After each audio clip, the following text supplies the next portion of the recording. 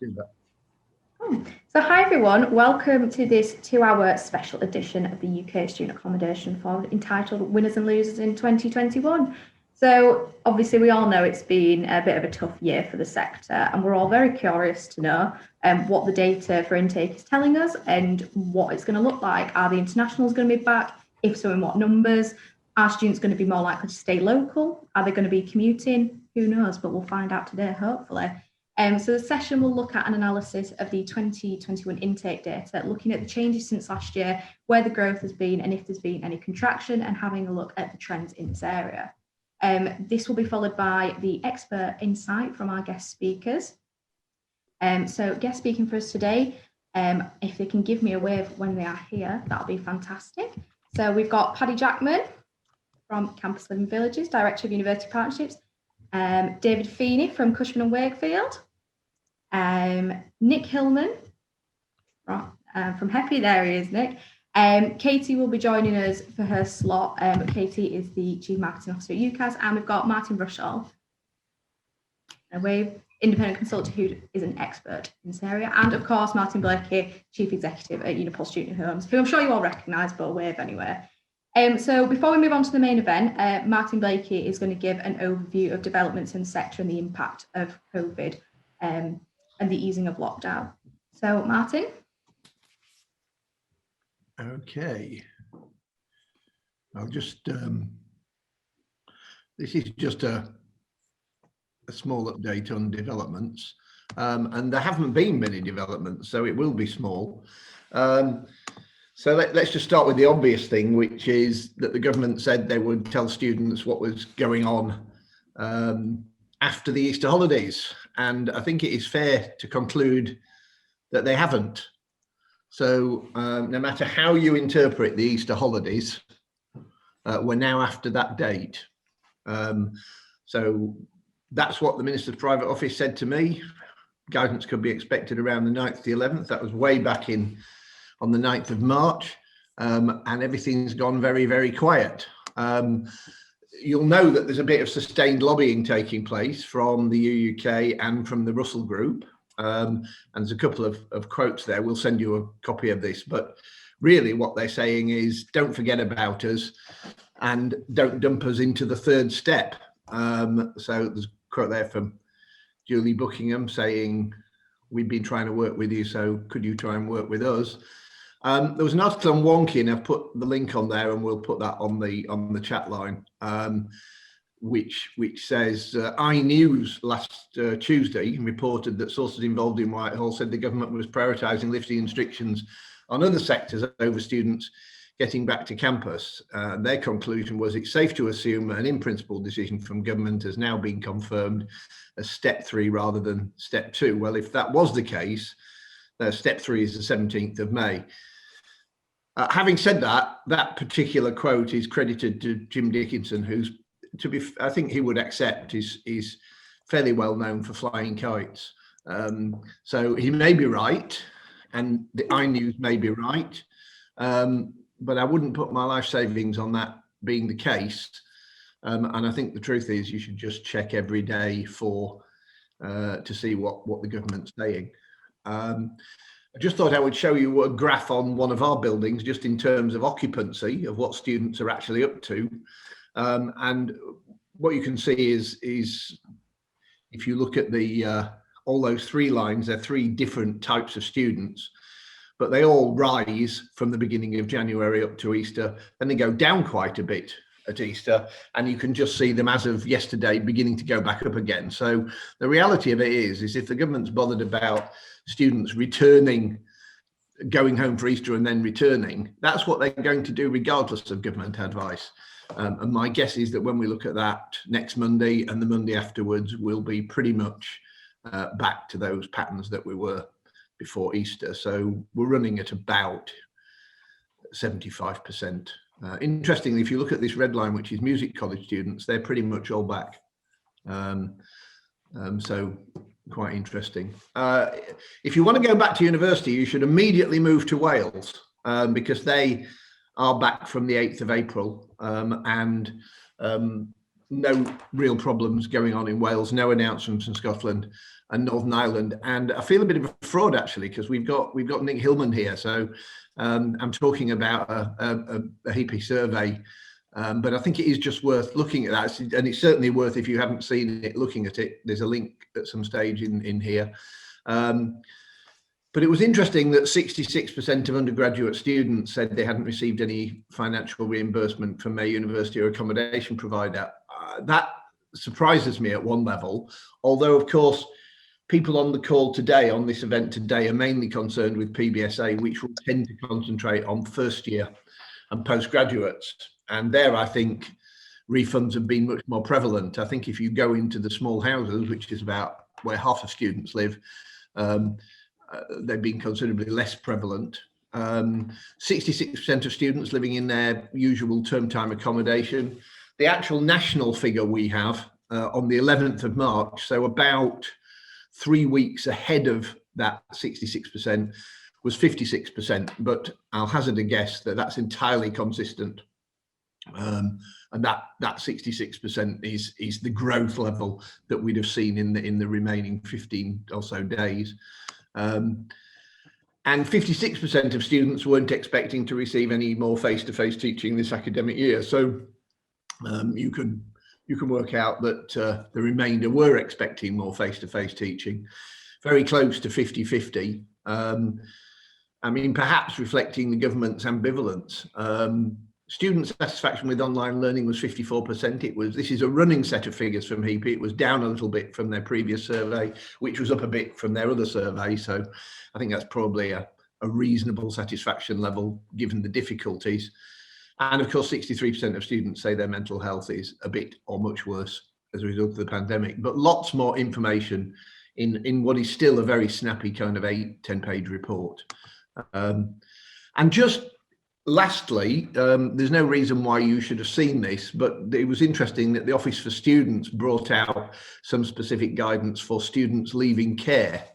And their advice, and it is only advice, by the way, was that those leaving care educational institutions should ensure that they have all year round accommodation. So it'll be interesting to see how, these are very small numbers, by the way, and I could share with you our experience that students leaving care and going to university tend to be incredibly competent and well organised themselves, because if you can get to university with that background, you are very smart and very driven. So the students we've seen are pretty capable of looking after themselves. Anyway, there we are. You're supposed to provide education institutions. Sorry about the tinging. I can't do anything about that. Are being advised to provide all-round accommodation. And it's also interesting that the end of the degree, the OFS is saying the provision of summer accommodation after completing a degree is likely to be valuable. So we'll see what institutions do with that. Very small numbers, a few thousand throughout the country. But that's so that's the update. In a way, I'm sorry I can't tell you more, and I suspect that reflects the sorrow of the educational establishment, because I think most people really did think people would know when they were going back. At the risk of putting Nick on the spot, have you heard anything else about this, Nick? There are rumours that the announcement will be good rumours that the announcement will be today. So maybe through a written ministerial statement to the House of Commons. So when I say good rumours, I mean well-sourced rumours. I don't mean the content will be welcome. There was a piece in the Financial Times over the weekend, one in the Observer, one in the Mail, all suggesting the announcement will just be pretty much a further delay, to the point at which it's almost too late because face-to-face teaching is due to end anyway, at the usual time. So yeah, I expect an announcement today, and not what we want to hear. Yeah, and I suspect this is not what Michelle Donlan wanted to happen either, actually. I think she was very keen to try and link universities with schools, and you could see that very early on. And that link having been broken, I think is is the root problem when you get to cabinet level. Anyway, thanks for the comment, Nick. And you know, oh dear, that's what I think. Okay. Yeah. Thanks for that, Martin. Hopefully we'll get some clearer guidance on, and if Nick's rumours and sourced are true, then hopefully we'll get some kind of guidance and statement today, but we shall see. So now we'll move on to our main event. So I will hand over to Martin Rushell and Martin Blakey, the double act, to present the trends and data. Right, I'm on then. Okay, morning everybody. I'm Martin Rushell. I'm an independent consultant in higher education, and I've worked inside and outside institutions for over 30 years. And once upon a time, I was on the board of directors at Unipol. Right, I'm going to give you a very brisk, hold on to your hats tour of the overall national applicant and acceptances stuff. And then we'll move on to the winners and losers. Okay.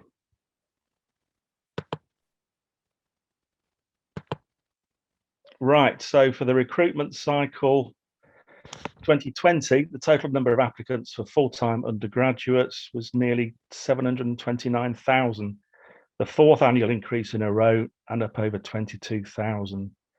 That's a 3% gain on last year. Right. So if we're looking at the high-level domiciles, UK first of all, I mean, the first thing I'd want to say about this is the significant context for the home market, which is in the run-up to the autumn 2020 cycle. There was sector-wide agreement that international student numbers would be down as a result of COVID, and that this would free up capacity to take on more home students. The recruitment of more home students was seen as vital to efforts to maintain tuition fee income levels. So last summer, the British Council was sounding the alarm bells about a projected £463 million black hole as a result of lost international fee income. And at that time, VCs were warning of a drop in numbers of somewhere between 30 and 50%. In the event, however, applicant numbers were up in the UK by over 2%. Numbers were up in spite of this being the fag end of the slump in the number of UK 18-year-olds. The number of UK 18-year-olds applying increased by 3%, despite a fall of 1.5% in the demographic. For autumn 2020 entry, the application rate for 18-year-olds hit a record high of 41.5%. Numbers were up thanks to the relative attractiveness of HE in the context of a very weak jobs market as affected by COVID and possibly Brexit. In the home market, the number of new applicants between the late March lockdown and the UCAS 30th of June deadline was 30% higher than for the same period in 2019, strongly suggesting that the pandemic actually drove up applicant numbers. There was a UCAS survey done at the time. Almost half of the respondents who were late applicants said the pandemic had increased their likelihood of applying. In fact, 8% said it was their only reason for applying.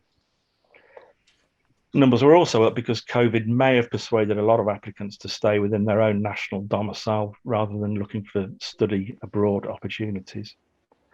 Numbers were up because deferral numbers are likely to be down because COVID travel restrictions may well have put the mockers on any gap year plans for a lot of students. Numbers were up also because of further progress in widening participation amongst disadvantaged groups.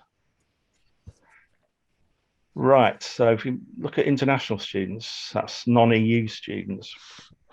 Against expectation, non-EU applicant numbers were up, and by a massive 12% to their highest ever level. And in the core Chinese market, applicant numbers rose by 24%. And then there's the Trump factor, tightened immigration controls, China-US trade war, state-inspired xenophobia, and latterly pandemic mismanagement. All of these things would have made Trump into something of a recruiting sergeant for UKHE.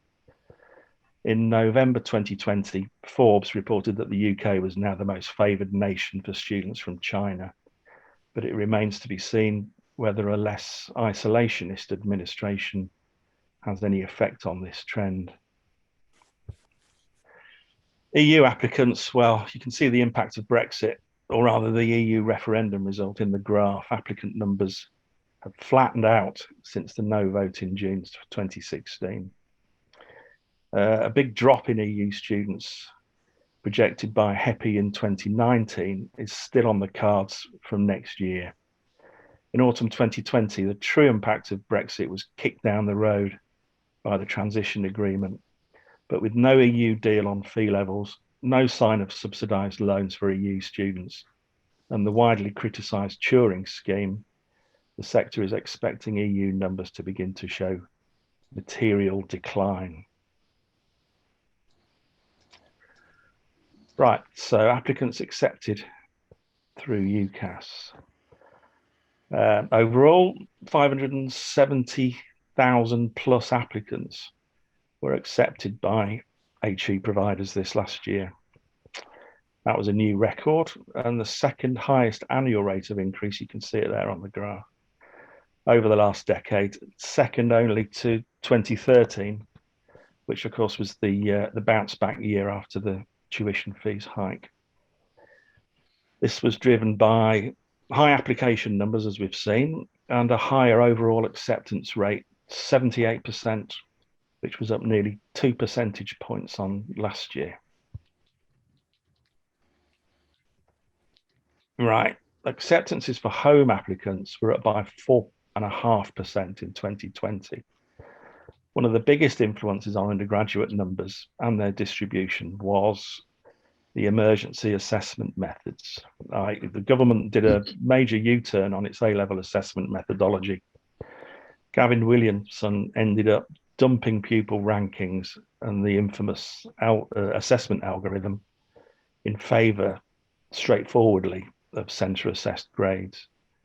And the outcome of all that was a jump in the number of higher grades, which meant many more students became eligible for places at their first choice provider and on high tariff courses. Among home applicants, there was a large increase in 18-year-olds who were accepted. That was plus 7%. At the same time, the government lifted the temporary cap on student numbers to stabilise admissions in 2020. Specifically, this measure was meant to ensure that more prestigious universities didn't replace the expected loss in international students with home students at the expense of less prestigious institutions.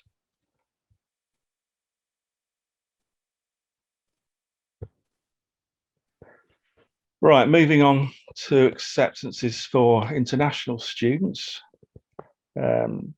Defying the expectations of VCs and the British Council, non-EU acceptances rose at an unprecedented rate. Again, you can see it on the graph there. However, the British Council survey in August and September found over a quarter of respondents said they were neither likely nor unlikely to cancel or delay their overseas study plans. And that's an unprecedentedly high level of uncertainty at that point in the cycle. On this basis, the British Council posited a worst case scenario of 55% no-shows or delayed entry. But other than that, anecdotally, we don't know the full picture. This is the great unknown, but I'm guessing that practitioners in institutions will have a much better insight than I do into local and regional figures here. Right, here we have EU acceptances. You'll remember that EU applications were actually down by nearly 0.5%. So the modest increase here reflects an uptick in the acceptance rate. So Whoops, sorry about that. Let's just go back. So where might we be headed in the next few years? Uncertainties created by the course of the pandemic overshadow all guesses on the shape of future student numbers. This might turn out to be a 2-year aberration rather than one, or it may be even longer. Yes, there will be demographic growth in 18-year-olds, but their numbers will have stopped growing by the end of the decade in England and rather earlier elsewhere in the UK. A weaker economy. As we saw in the aftermath of the 2008 credit crunch, what was bad news for the UK economy generally was good news for demand for HE. If the cap is reintroduced as a Treasury drive to bring down the cost of HE to the government, it'll be difficult to sustain growth in the disadvantaged student segment, particularly in England. The home demand dividend from COVID may well recede as long as economic recovery materializes. But on the other hand, overseas numbers may improve if international travel restrictions are lifted. Right, so now we get to it. Moving on to the winners and losers in the most recent round. This is a list of the universities achieving 1,000+ growth in acceptances. And as you'll see, the list is dominated by the Russell Group. This is numerically rather than in percentage terms. Russell Group members occupy 9 out of the top 11 places there, including the top 4. In amongst, however, you'll see 2 relatively small and newer institutions that really have performed out of their skin this time round. And we'll see that in the next table here. This lists the winners by percentage gain, and Leeds Trinity and Buckinghamshire New University stand proudly on top of the pile. LTU's achievement is particularly astonishing because they had a 66% increase last year too. Most of its growth appears to lie outside the mainstream application system, and this may suggest quite some performance in clearing. Other points to note here: 11 of the 26 listed Russell Group institutions, SOAS and St Andrews, are the only representatives of the non-Russell Group segment of the pre-92 sector. So I'll just leave that for a second so you can have a look at it.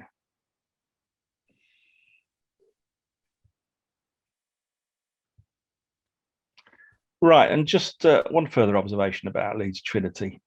Unlike many smaller, newer HEIs, it's establishing a surprisingly broad recruitment base here, drawing full-time students from around England, if not Scotland, Wales and Ireland. Although I have heard recently that their stellar performance is largely a result of establishing franchise arrangements with other institutions. So this may be a big factor behind their geographically diverse base. Right, now the losers in numerical terms. The list's dominated by post-92 universities, but with falls of over 2,000 each. Coventry and Bedfordshire are the standout losers this time round. For Coventry, this brings to an end an outstanding winning streak of growth stretching back, well, nearly a decade now. Coventry applications have been dropping since 2017, but the fall is particularly sharp amongst the EU students. Coventry's performed well in EU students in the past, but it might now be seen as an early victim of Brexit, perhaps. Bedfordshire's an interesting case. Last year it had a stupendous recruitment round. It got 5,165 acceptances, and now it's dropped to 2,950 in 2021. But dramatic though that is, it still represents growth of over 400 on 2018-19. So unless Bedfordshire shows material growth next year, I think we can put the 2019-20 result down to an aberration. I really don't know the reasons behind that, but there it is.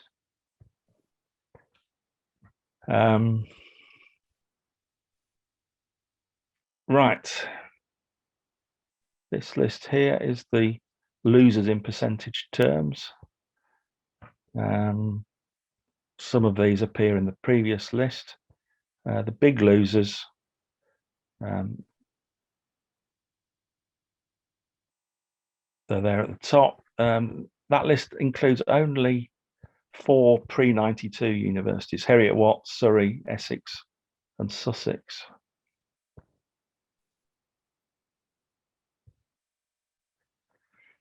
Right, if we turn to look at things over a longer 5-year timeline, institutional fortunes may be a bit better appreciated. The list is topped by a small group of smaller universities, including University of Law, an alternative provider working up from small beginnings. Sunderland, NTU, Leeds Arts and Stirling are worth a mention here. And UCL has consistently succeeded in building on major growth, which of course is founded initially on the acquisition of smaller institutions in Bloomsbury. Okay. Right, this is the list of losers in percentage terms over the longer timeline. As you'll see there, I mean, some of them are really struggling to keep their heads above water. There's a fair smattering of newer London universities there, perhaps finding that their expensive location is producing a more and more local student profile. Scottish and Welsh institutions are also a bit of a feature there.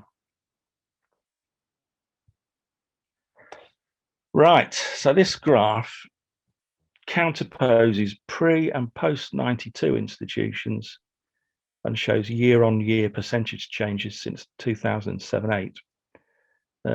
So if we chunk that up, the post 92 universities outperformed longer established counterparts for the first 5 years of that period. Thereafter, the introduction of higher fees heralded the resurgence of the pre-92 sector up to and including 2017. For the next 2 years, post-92s outperformed pre-92s as a whole, and there were signs that the traditional lines of stratification were beginning to erode as a number of high-performing post-HEIs broke through. However, in the most recent cycle, there's been an emphatic reversal in this budding trend. Pre-92s posted plus 10%, post-92s slumped to less than 2%. Right, the Russell Group.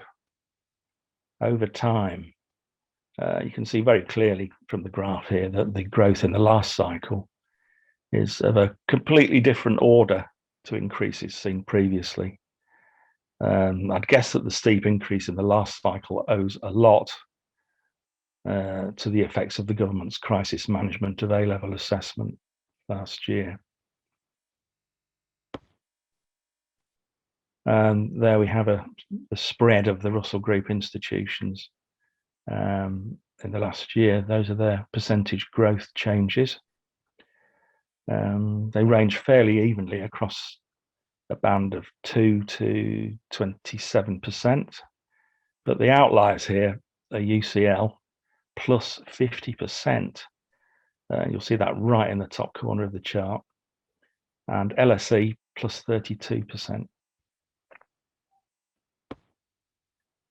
Over the longer 5-year view, here again we see UCL way out in front, again in the top left-hand corner, and Southampton trailing behind, as it has been doing for some time.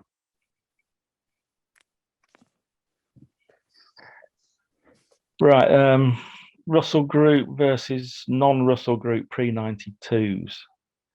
I mentioned this because last year there was some chatter about the non-Russell Group pre-92s suffering some sort of collective downturn. But if you look at this, the growth gap between them here is all down to the most recent cycle. And herein lies one of the big stories from the 2020 cycle, that the Russell Group have mopped up in the home market.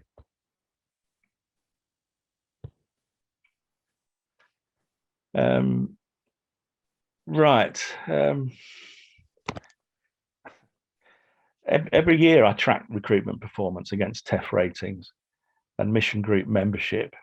But whichever way you look at TEF, it's difficult to find much that looks like a correlation.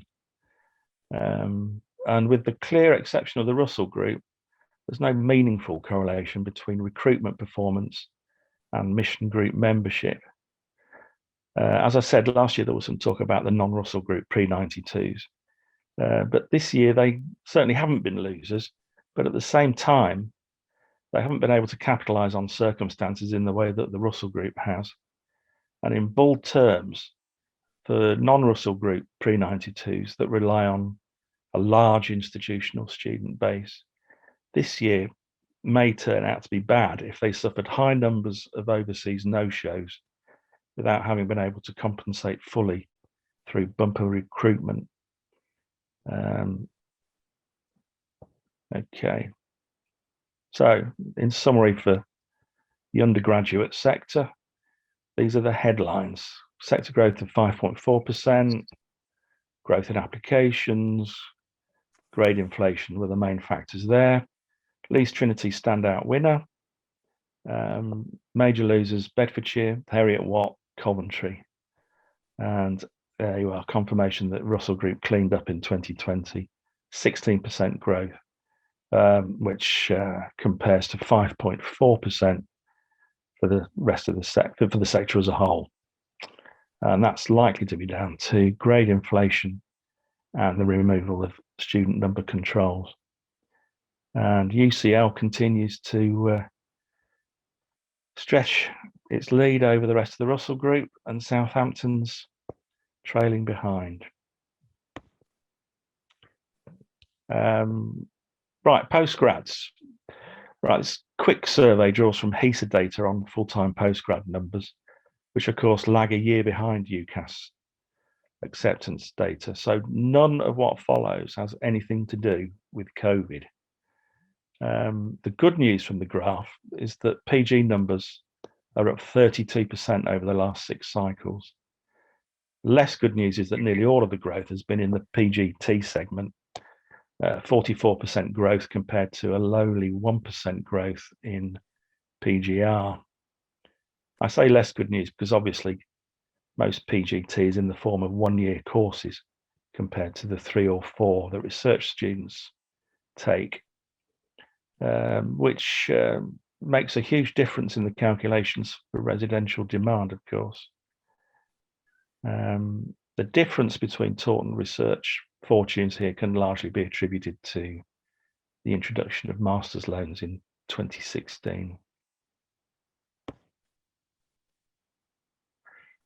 Right, you can see from this chart here that the last decade has been a game of 2 halves. In percentage terms, the first half was dominated by the pre-92s, but the post-92s have achieved substantially larger year-on-year increases for the latter part of the period. Overall, in 1920, post-92s recorded a 21% increase on the previous year, but a much more modest 5% in the pre-92 subsector. Right, these are the winners in postgrad. Remembering, of course, that this is actually a year behind everything else. But it's interesting here to note that all 6 are post-92 providers, although the list as a whole is quite a mixed bag. That is the feature of the post-92s at the top there is in stark contrast to last year when the Russell Group occupied 10 out of the top 12 places. The top 10 performing pre-92s are all Russell Group institutions, and it may or may not be significant that no pre-92 university outside the Russell Group makes the list. I'll be keeping an eye on that in next year's figures. Right.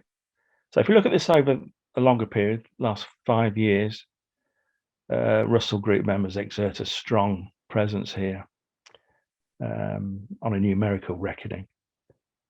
But there are a significant number of post-92s that have put on strong growth there and established a strong postgraduate base.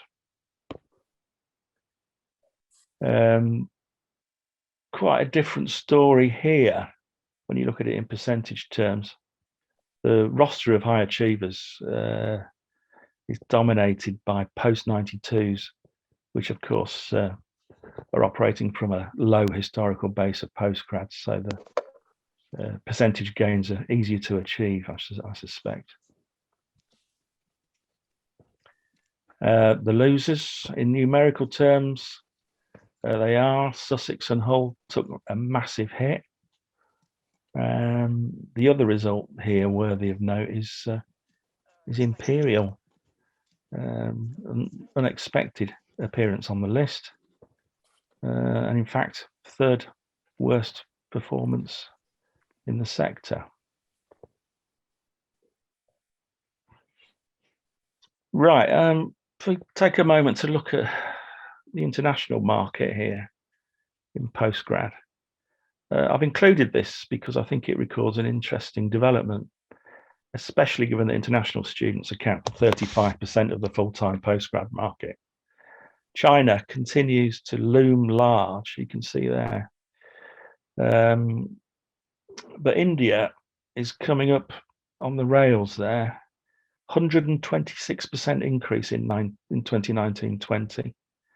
And if that kind of increase is sustained, it'll go some way to assuaging anxieties over lack of diversification, particularly at a time when UK-China relations are a bit fraught over Hong Kong.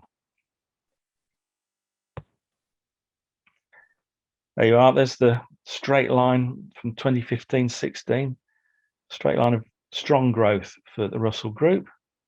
But it's just worth emphasizing here that the 5.7% growth in the last year lags well behind the 10.5% achieved in the sector as a whole. To emphasize the point further, if we look across the 5-year period, 2015 to 2019, the Russell Group posts 26% growth compared to 33% for the sector overall. That's a significant trend. Right, here's the relative performances of the Russell Group members. A good result for Southampton, which I think they needed in a wider context. So in summary, the sector achieved a major increase in full-time postgrad, up 10.5%, highest on record. For new FTPG students, the year-on-year rate of growth is still higher at 12%. The driver for this expansion is the proliferation of taught programs at postgrad level. But it's also worth noting the strength of newer providers. As a footnote, I did look very quickly this morning at which institutions look good in both undergraduate and postgraduate. This is bad science because, of course, I'm comparing different years, and I'm comparing acceptances with student numbers. But having looked at my lists, surprisingly, I only found 2 institutions which were common to both percentage gain lists, and they were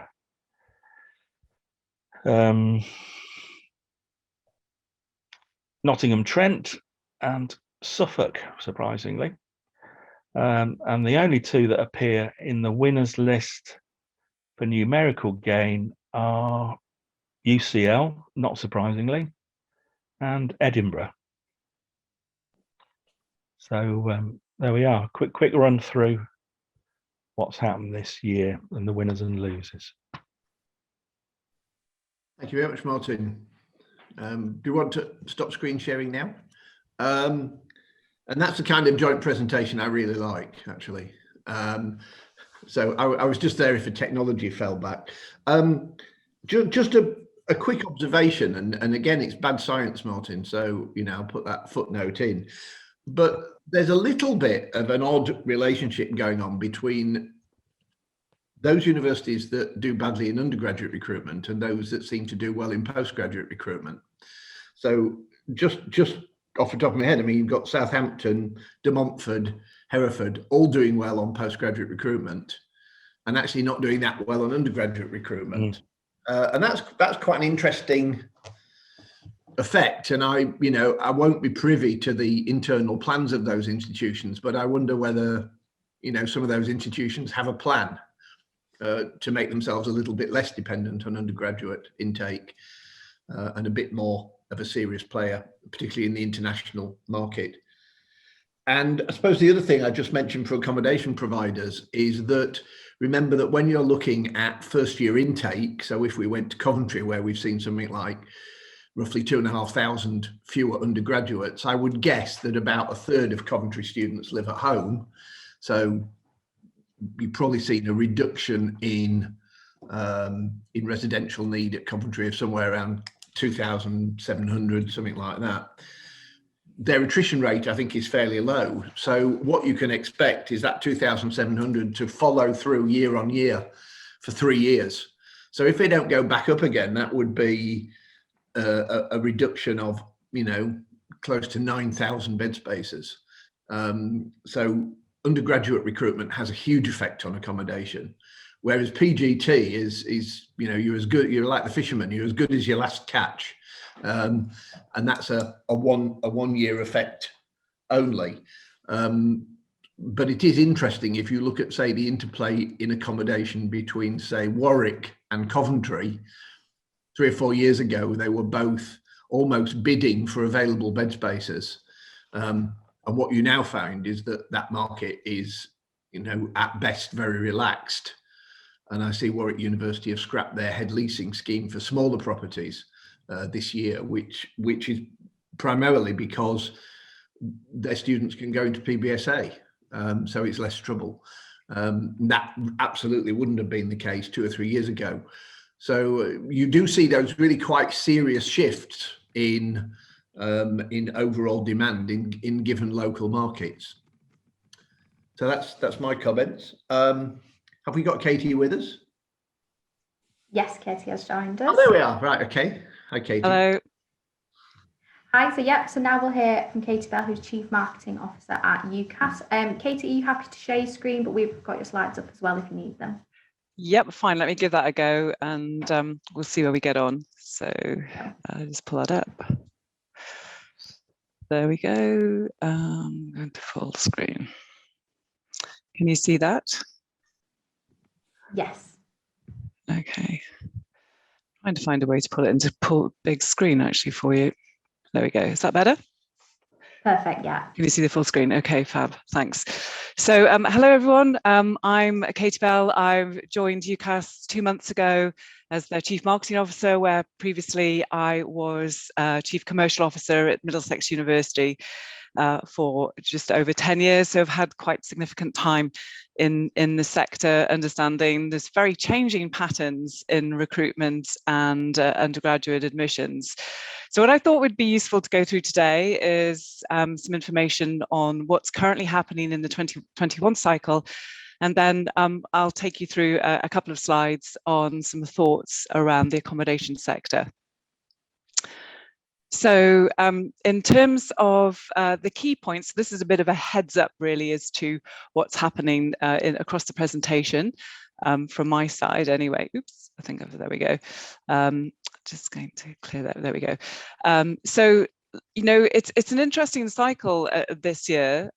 We have a 17% year-on-year growth from international students. So that's 85.5, just over 85,500 international, what we would have called international students, so non-EU, outside of the EU students applying. However, the European students are down 40%. With only 26,000 applications this year, which is not really surprising given Brexit, given COVID, and there are, as we all know, no student loans. So for them, it's the perfect storm, and the numbers are greatly reduced. However, again, on the upside, we've seen an unprecedented demand from mature students. And I love the title there for solace and higher education. So we're seeing entry into, and I just heard you talking there, into the postgraduate market and also into subjects aligned to medicine. So we've seen something like a 25% growth in applications into nursing, and the majority of those are from the mature students. So again, the COVID upside has been this increasing demand and desire to come into work within the NHS. Then the fourth point there is we're starting now to come out of what was the demographic dip of 18-year-olds. So this is the first year of growth of 18-year-old school leavers, and from now until the records that we've got, and we should see a sort of unprecedented growth of anywhere between sort of 2 to 5% year on year of 18-year-olds. So we are only, and you may have said this earlier, I apologize, I've just joined. But I think there's a stat that was something like by 2030, there'll be another 100,000 applicants into the university sector, which in itself is probably about another 8 or 9 universities needing to be built just to accommodate those. So not that that will be the case given current funding, but it's just showing the scale of the growth as you compound it over the years. And finally, the last slide is that sort of net extra growth is we've seen an 8% year-on-year growth in applications. So, you know, for accommodation providers and for universities, you know, the horizon is rosy.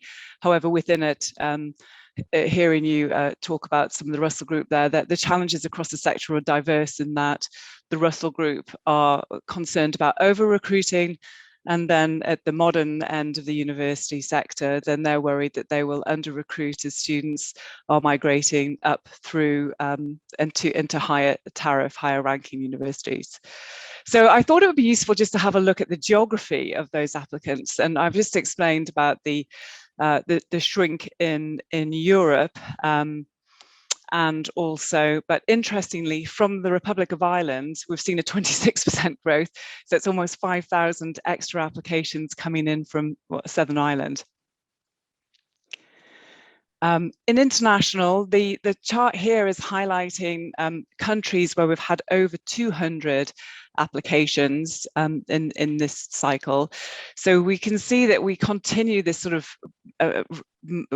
massive increase in growth. I was going to say unprecedented growth in China. So we've got 21%, another 4,500 students already this year, which is building on last year's growth in China, which was already 33% on previous years. So we've still got this extreme demand from China in spite of COVID concerns, and then also the same effect coming in from India at 25%.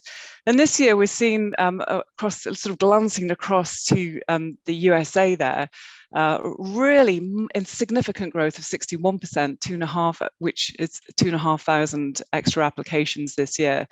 from the America's markets.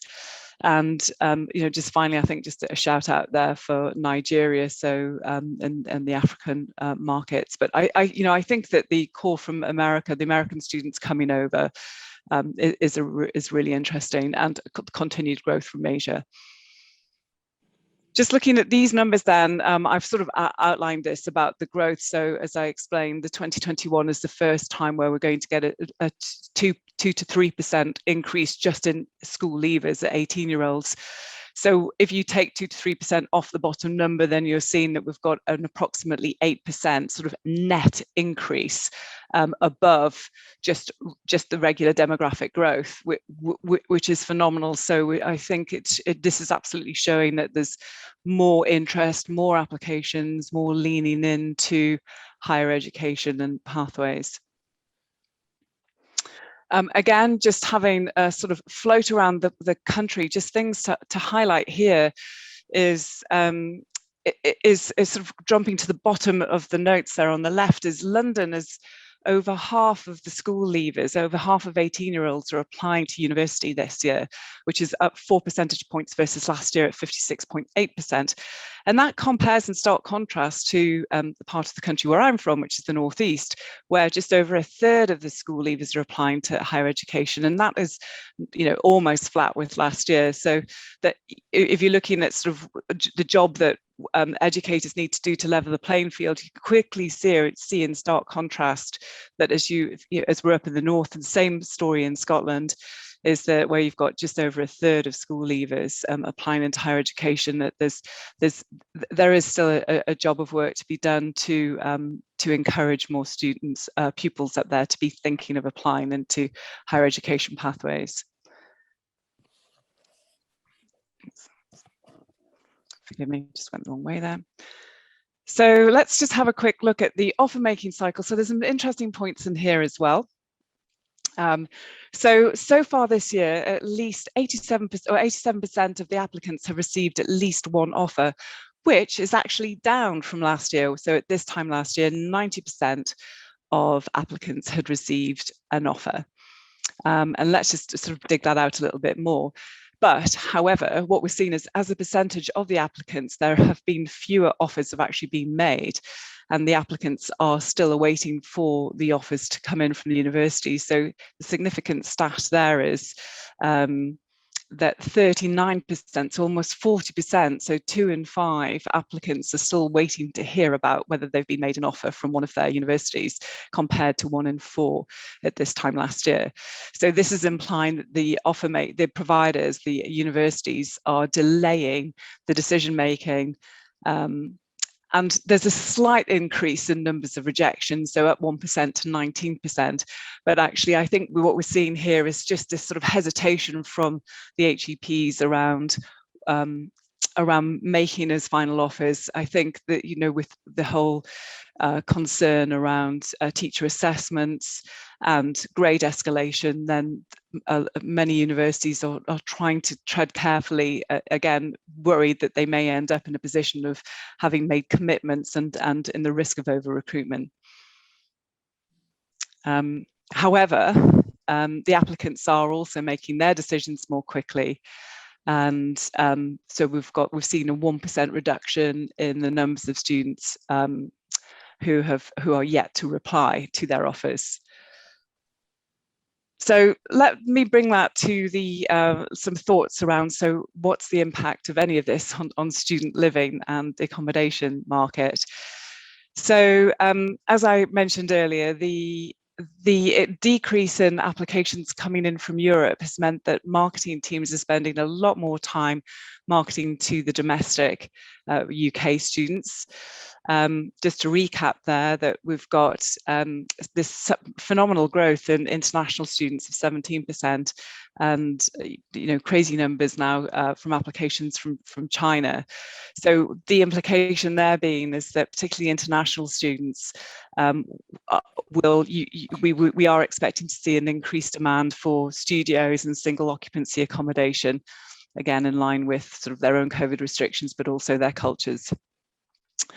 And what we've also recognised is that in the PBSA, the student accommodation, they're now offering the no place, no play. So the students who are booking earlier, they'll only be able to book once they've been made the offers.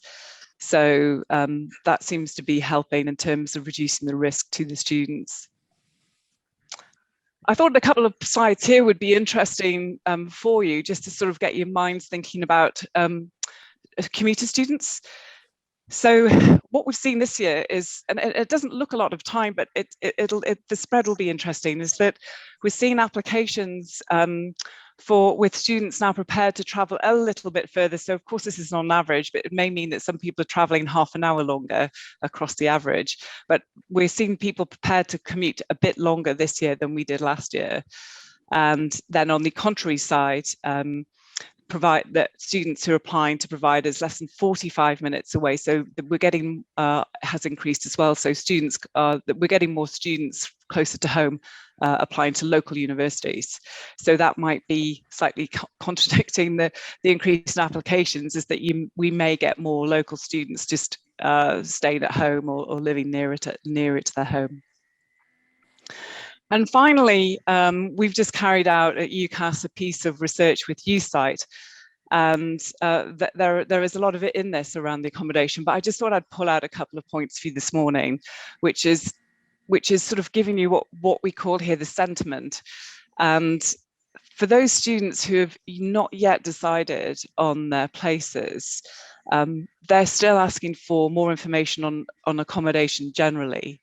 And I know this is really difficult, but they actually want to see the accommodation. They want to feel what it would be like to live there, and ideally they would like to connect with current students. So there are, some software now and some apps where universities are using to help prospective students connect with students who are already on site and on the campuses, which seems to be working extremely well and giving those prospective students a feel for the accommodation.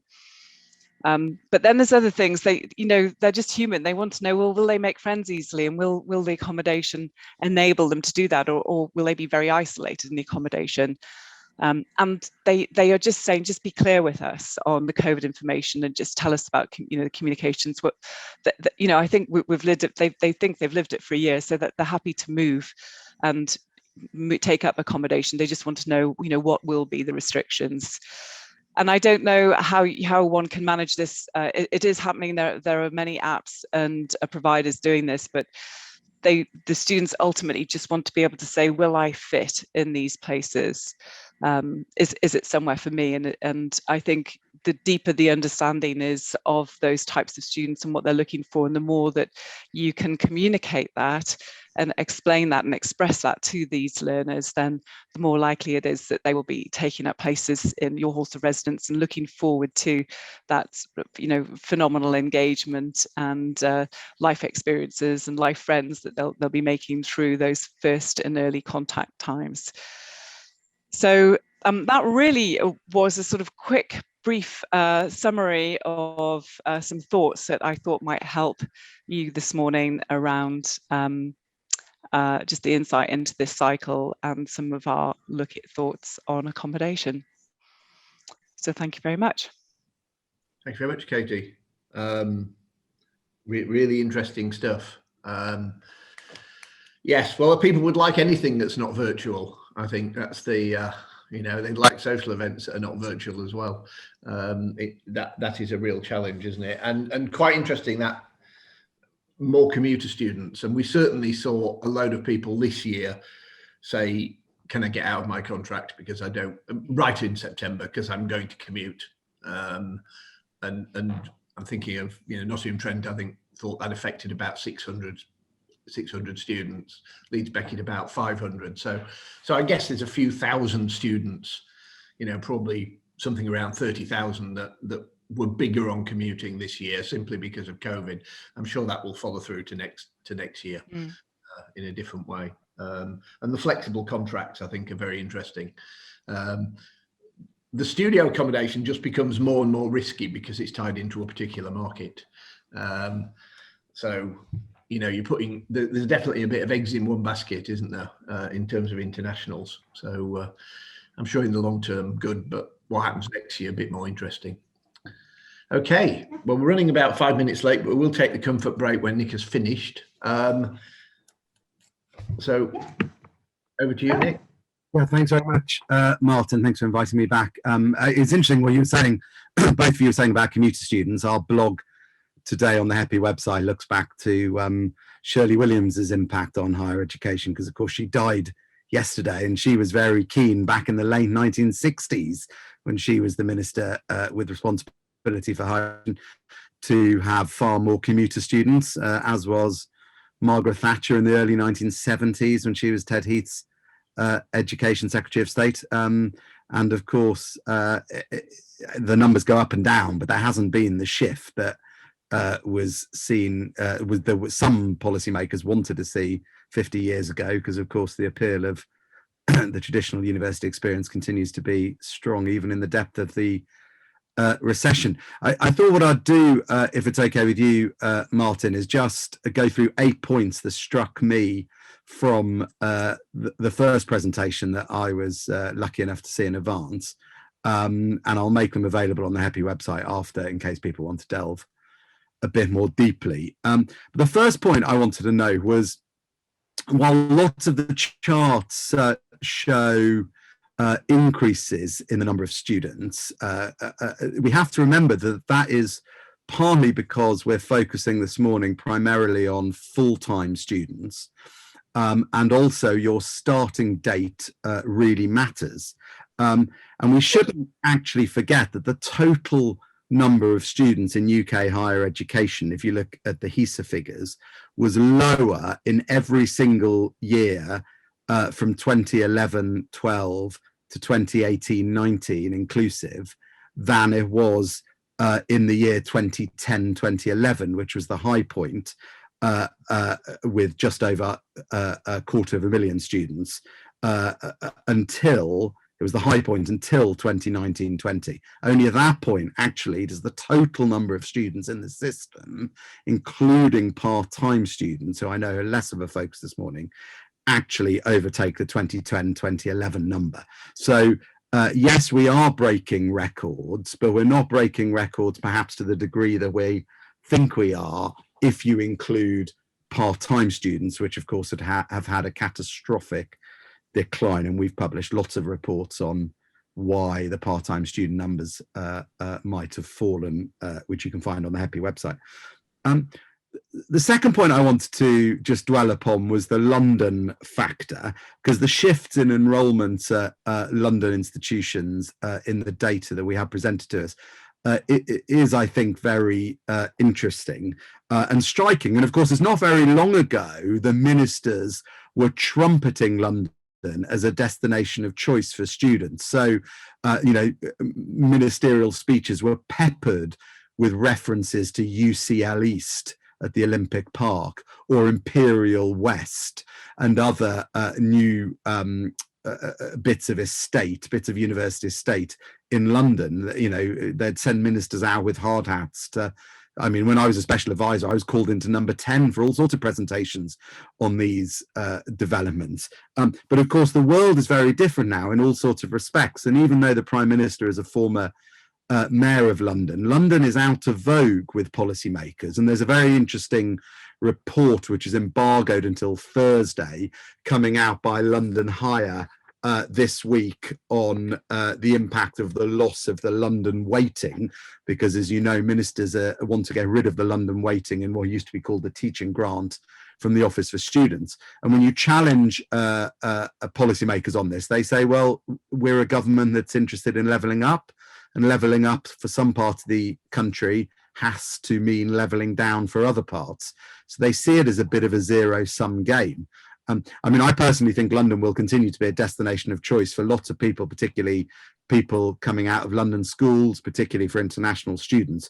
But I think it's just worth bearing in mind that London is not so much in vogue among policymakers. We've also got a London mayoral election in the next few weeks. And of course, the front runner, who seems to be far way ahead of the rest of the very large pack of people standing for London mayor, the front runner, Sadiq Khan, has rent controls not just for students, across the board, rent controls is his sort of number one policy, or at least he did have at his manifesto launch. So I think the London factor is quite interesting. The third point I wanted to dwell upon, and we've already chatted about it a bit this morning, is sort of how many places there are in the system. I think the university sector's biggest mistake in the crisis was to call for the reimposition of student number caps last summer. I thought it was a really, really unwise thing to do. I know why they did it, because they wanted to calm the market down. I thought it was a really unwise thing to do. The government jumped on that and said, well, if you want us to impose number caps, we'll happily impose number caps, and legislated to do that. The fact that it didn't actually happen, of course, doesn't mean that it won't happen in a future year. We have planted the seed in ministers' minds that imposing student number caps is something that the sector is willing to deal with. It was a very, very silly mistake to make. We've got a spending review coming up later this year, and that could include backdoor student number caps through things like minimum entry standards and things like that. The other side of the coin, by the way, I think the government's biggest mistake to make to date in relation to higher education in the crisis is what Martin's already referred to today, which is this refusal. I've been trying to monitor it during this session. We haven't had an announcement yet, but the refusal to countenance the return of students when they're allowing other things to open up. You know, I mean, it'd be quite nice, wouldn't it, to think the students might be able to attend a face-to-face learning session in between having a pint and, you know, maybe getting a tattoo or something, all these other things that are reopened. So I do think the government's making a big mistake there, and as Martin said, other parts of the UK, given this a UK-wide session, are taking a different approach to the Westminster government that the Westminster government is taking for England. So my fourth point is it is often assumed, looking ahead, that the key driver of growth in demand for higher education is the number of 18-year-olds. And of course, the number of 18-year-olds does matter and is now going up for the next 10 years if we're talking about domestic 18-year-olds.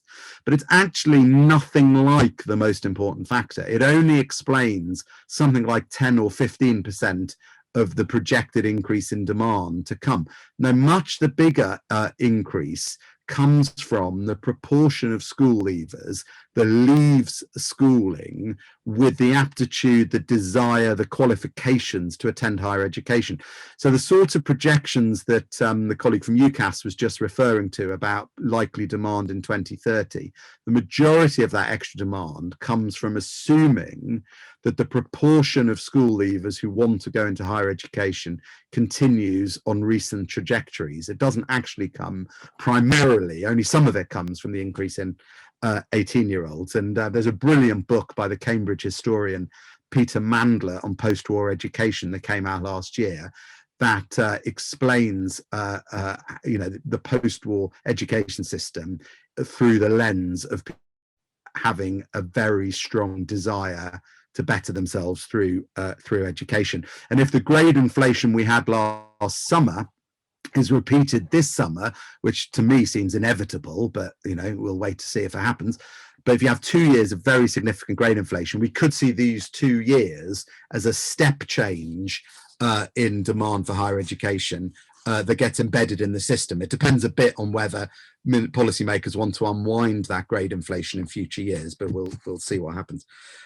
My fifth point is about international recruitment. I don't disagree with any of the points that have been made on this. Big increases in India, for example, being particularly notable, as we just heard. But it does feel to me like we're at a bit of an inflection point on demand in terms of international students, because geopolitics matters when it comes to discussing international students, and there's big geopolitical changes going on, like Brexit, like changing standing of China among a lot of Western countries. We've got the new regime in charge in the US, which might make is already making the US look a bit more attractive once more to potential international students. We've got the new rules in the UK on post-study work as well. And we've had, of course, a different response from policymakers in different countries to COVID. look at what's going on in Australia, for example, in relation to allowing their universities or not to recruit international students. So there's all these pieces up in the air that I think are relevant when you're talking about international students. And of course, there's real interest. You've only got to Google it to find lots of really interesting articles recently about agents, whether agents are paying the right role. Bouila put a report out on that last week. Agent aggregators seem to be the new kid on the block. And of course, we in the UK have had the new international education strategy, the refresh of that, which has also been important. And again, there's something in there which I think has been missed by everybody, and it was missed by me until someone pointed out to me last week, that the refresh of the international education strategy slightly tweaks the target for international students. So the 2019 education export strategy had a target of 600,000 international students in the UK by 2030. The new one actually says at least 600,000. So they are prepared to countenance the number might be higher, and that's a good thing, and we should make use of that. My sixth point is I thought the focus on the Russell Group in the first presentation was very interesting, particularly sharp enrolment in Russell Group institutions in the very most recent period. Many people would interpret this, of course, as the system operating how it is meant to operate, in the sense that lots of policymakers equate Russell Group membership as a proxy for quality. And I'm not being rude about Russell Group institutions. I've studied at 3 of them. I'm a governor are one of them. But of course, that's not actually how the system is meant to operate. Things like the Teaching Excellence Framework were meant to shake up the system and shine a spotlight on really good incidences of teaching outside the most prestigious institutions. And of course, it doesn't really seem to have happened like that. But I think one of the most incorrect readings of recent higher education policy is to think that making students look and feel more like regular consumers was designed to embed hierarchy. It might have done that in some respects, but it was actually meant to rip up hierarchy and have a focus on or reshape the hierarchies in the sector to a certain degree. 2 more points before I end. Postgraduate students, my view is we'll see, I think I'm agreeing with the other speakers here. We'll see increased demand for postgraduate courses, talk courses. If your undergraduate education has been severely disrupted either by strikes and or by COVID, and the labour market is tricky, why wouldn't you stay on for an extra year of study? Of course, that extra year of study might also be disrupted by the industrial action that I think is coming our way in the sector as a result of the failure to sort out the pensions mess. But nonetheless, why wouldn't you stay on? It's certainly what happened in the 08-09 recession. And as one of the Martins said this morning, of course, there's now student support available to stay on for a year of postgraduate study. So if you can afford to stay on, why wouldn't you? I worry a bit about, in some of the data, about the stagnation in research postgraduate students, because if we're going to get anywhere near the 2.4% target for R&D spending as a percentage of GDP by 2027, which I'm doubtful we're ever going to get anywhere near that, but if we are going to get near it, we need researchers to be doing the research that takes us there. And you can't have stagnation in postgraduate research and expect we'll have all the researchers we need to ensure we retain and further develop our position in research. And then my final thought is we must, I think, after the crisis, never again be so pessimistic about what we do as a sector. I think it's staggering, and I did, to be fair, I've got lots of things wrong, but I did, to be fair, say this at the start of the crisis, that I thought the crisis would lead to an increase in demand for higher education, not a decrease in demand. And the fact that really serious organizations like the Institute of Fiscal Studies and Universities UK and others thought there'd be a decline even in home demand for what we as a sector do, was really odd, because it shows we lack faith in what we do as a sector. Why do we think that at a time when other opportunities are disappearing, you can't go on a gap year, you can't get another job, and you certainly don't want to stay stuck at home living with your parents. Why we thought demand for higher education would decline, I still find amazing. And I think if we ever have to, and I hope to God we don't, if we ever have to live through another crisis like the one we've been living through, I hope we'll remember that the educational function of universities, the teaching function, the looking after student function of universities is just as important to finding our way out of the crisis as the research function, which has of course led to ways of tackling COVID. I'll stop there. Many thanks. Well, thanks very much, Nick. Sorry, you're gonna say that, weren't you, Jess? Just one quick observation. I mean, I think postgraduate research numbers are a bit of an issue, and I think the reason they were sustained for a while was because a lot of universities gave postgraduate research local bursaries, and there was a little bit of a kind of arms war between certainly the Russell Group universities in terms of offering quite reasonable bursaries and scholarships in PGR, because those universities felt that they were in quite a good place financially. And about 3 or 4 years ago, most of those wound down. And I think then you begin to see a bit of pressure in the system. I just wonder, Nick, if the government wanted to invest money wisely, whether they could agree to jointly fund, perhaps 50-50 or match funding on local university bursaries for PGRs. I would have thought that was money well spent, actually. Well, it would be money well spent, but I think the question is, where does the money come from? At the moment, although the government talks the talk on 2.4% of GDP on R&D by 2027, not really walking the walk. The changes to overseas development aid have had a knock-on effect on research. The row about Horizon Europe and where the money will go for us to stay in Horizon Europe is having a knock-on effect, and we'll see what happens in the spending review. But people are being very naive if they think the government setting a target of 2.4% of GDP on R&D means we will get there. Tony Blair had a target of 2.5% of GDP on R&D by 2014. We got nowhere near it. And we published a blog by a Portuguese economist recently where he did a really interesting survey of these research targets across the world.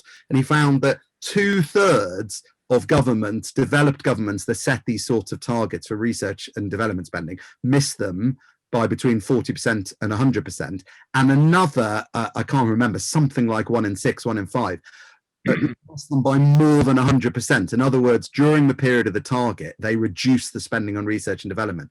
So that sort of initiative would be a brilliant thing to do, Martin, but it's one thing to talk about it. We'll see what happens in the spending review as to whether, Rishi Sunak is not as big a friend of research as George Osborne or even as Philip Hammond. Yeah.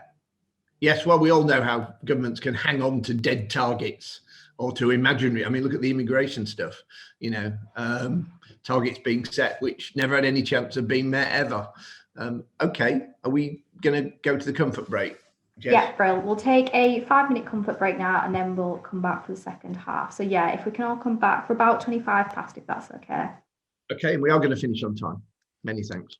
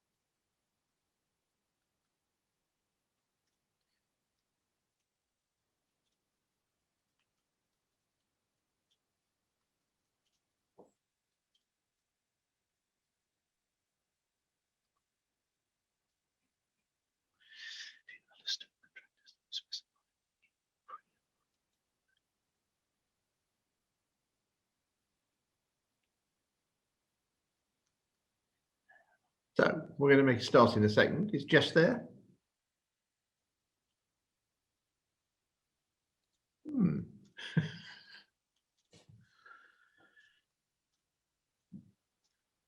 Nice to see you, by the way, Tom. Tom Tucker. Hello. Okay, well, I wonder if we've got a technical problem there. So I think we're going to make a start. We've got two remaining speakers, and I should just say there's no order of priority in the sense that we picked these four views because we knew actually people wouldn't overlap with each other too much. It's always a bit tedious if all people do is read out the UCAS figures. And so far, we've had almost no overlap. So over to David Feeney, who's partner at Cushman & Wakefield, who's just written, and you probably have seen it or have had sight of it, the 2000 and is it 20 or 21 it's titled? I'm just trying to remember, student accommodation report. Both, Martin, yeah. Span it for two, right? And that has some very interesting observations in it. So we thought this would be a good opportunity for David to share his take on what we're doing today. So over to you, David. Thanks, Martin.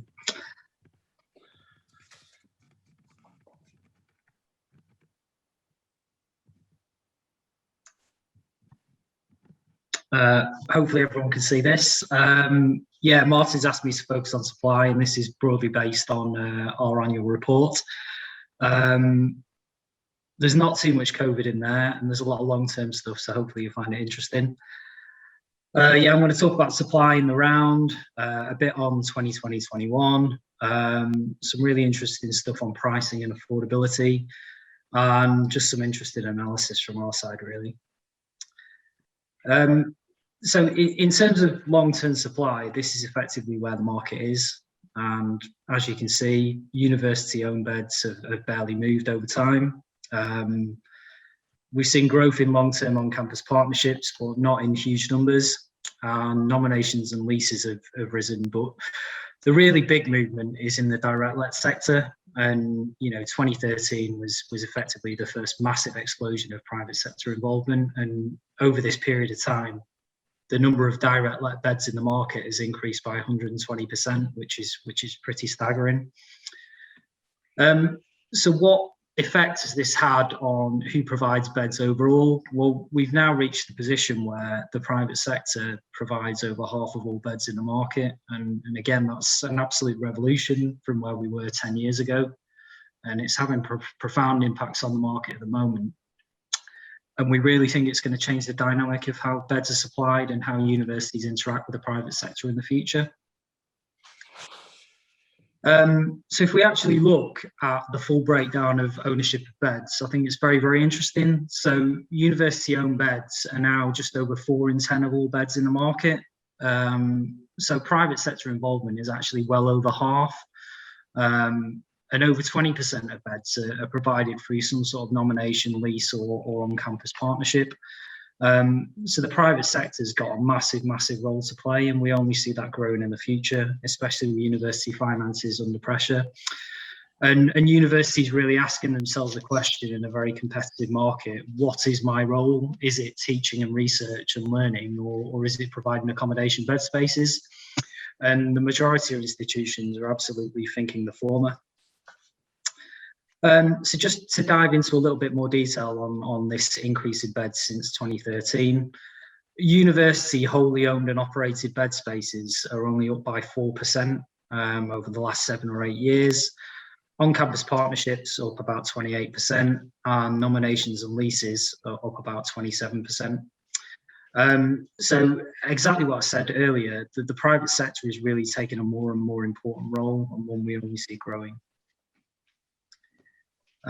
Just to focus a little bit on 2020-21, where we saw new beds, and a couple of these refer back to markets we were talking about earlier. London, just over 2,500 new beds last year. New supply finally started to arrive in the capital. We'll see what the long-term impacts of the London plan are on the development pipeline. For 2021-22, we were anticipating numbers to finally get above the London plan target of 3,500 new beds a year. It looks like, due to delays related to COVID, we're actually going to fall below that figure. Leeds, a very interesting market that a lot of people on this call are quite intimate with. 2,000 new beds, the market continues to grow. Exeter, I thought, was a really interesting one. Nearly 1,900 new beds, dominated by UPP and the University of Exeter at East Park, and a couple of new schemes on the main campus. Sheffield, the market I'll talk about in more detail in a moment. Nearly 1,300 new beds, and we actually have to say that is a slowdown in delivery from previous years. A very, very difficult market at the moment. And completely the other side of the coin, Bristol, new supply continues to be heavily constrained, only 442 new beds. I'll talk about the impacts in these two markets in a moment. And obviously, Martin mentioned Coventry before. 3,727 new beds in a single year. And this figure would have been well above 4,000, and it's only been tempered by delayed deliveries due to COVID. Certainly the market's had a very, very difficult time this year. We know Coventry is heavily reliant on internationals, and Martin's already talked about the reduction in UCAS acceptances for 2020-21. For us, these problems were already going to happen in this market, and they've just been exacerbated by COVID. You can't deliver that number of new beds into a market in a single year and expect them all to be filled. There's a clear absorption issue there. So which markets were difficult in 2020-21? This looks at the percentage of schemes in the market that were offering some sort of discount and incentivization, and we know that weren't full. Coventry, 41% of all beds were offering a discount or incentive, 35% in Birmingham. Glasgow, a market quite reliant on the international market that really struggled last year. And Sheffield, another market where nearly a third of all beds were offering a discount. Another market that's seen a massive influx of new supply over recent years. On the other side of the coin, some markets continue to perform very, very strongly. Absolutely no evidence of discounting or incentivization in Bristol. We know the market did very, very well, and the same essentially in Nottingham. And effectively, this refers back to our main point that we give to the market all the time. It's absolutely essential to know your micro markets. In terms of which products struggled by the quality of product that was delivered to the market. So we rate every bed in the country on the basis of 1 to 5. 1 is the lowest and 5 is the highest. And you can see a clear pattern of discounting, incentivization in terms of higher quality beds. So that over a third of the highest quality beds were offering some sort of discount. And the same rings true whether you're talking about room quality or facilities quality. And it is somewhat a generalization, but you can absolutely say that internationals are more predisposed to choose the highest quality stock, and they simply couldn't get into the country or weren't willing to come here. And that told in the bed spaces that were filled for 2020-21. Some stuff on pricing and affordability that we think is really interesting. This shows the average price of a private sector ensuite since 2013-14. I'm going to overlay university ensuite on average in a moment, and you'd probably expect it to be far, far lower. If we're talking about ensuite beds like for like, they're very, very similar. And effectively, there's only £27 a week annually difference in the price of a bed, whether it's private or university for this year. As you can see, the price of a university bed effectively exactly the same as a private sector bed. Just to go into a bit more detail on this, we often talk about the highly priced private sector and these high priced beds. And this chart shows the percentage of beds, excluding London, that are under the maximum student maintenance loan amount. And you can see that it is starting to fall, but still over 9 in 10 of all beds are priced under the maximum student maintenance loan. So we think that prices are rising highly at the margins. So what's happened in terms of these margins, in terms of the growth of premium beds? This shows where we're at over the past four years or so. So we have seen very, very significant growth in these beds we would class as really premium and very expensive. There's now just under 30,000 across the country, and that's increased 167% over the past 4 years. And this shows where the high quality beds are located, and I've just picked out a few interesting locations. Glasgow obviously saw a huge amount of development from 2015 to 2019, and a large amount of this was very, very high quality. So nearly 4 in every 10 beds in the Glasgow market were classed as being high quality, and about 4% of those are at the absolute premium end. I just want to talk for a moment about Cardiff. You can see that really large grey bar. So 16% of all beds in Cardiff are at the absolute premium end, and we think there's far more than the market has been able to absorb. And that certainly tells in the applications we've seen for change of use for a lot of high-end studio schemes in the Cardiff market. I think it's really something to keep an eye on. Once you start to get above this 5% figure for the absolute premium products in the market, you have a big, big problem. And we think there's effectively 1,000 more of these top end beds than there are students who can actually afford or have the willingness to desire them. On the other side of the coin, where are we at with poor quality first generation beds? There's just over 200,000 across the UK, and 85% of these are university owned, and we think a lot of these need refurbishment or replacement over the next few years. If you look at a low end estimate of what this would cost, it's about 2 billion.